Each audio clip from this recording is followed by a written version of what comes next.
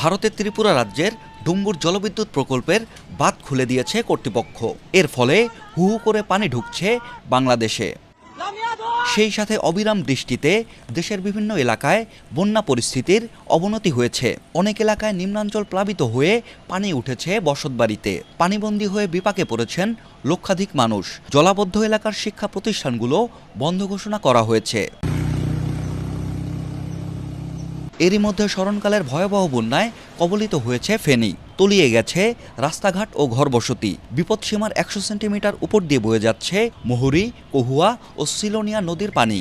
নদীগুলোর বন্যা নিয়ন্ত্রণ বাঁধের ১৭টি স্থানে ভাঙন দেখা দিয়েছে ইতোমধ্যেই। এতে জেলার ফুলগাজী ও পরশুরাম উপজেলার ৭৫টি গ্রাম প্লাবিত হয়ে প্রায় ১৫,০০০ পরিবার পানিবন্দী হয়ে পড়েছে।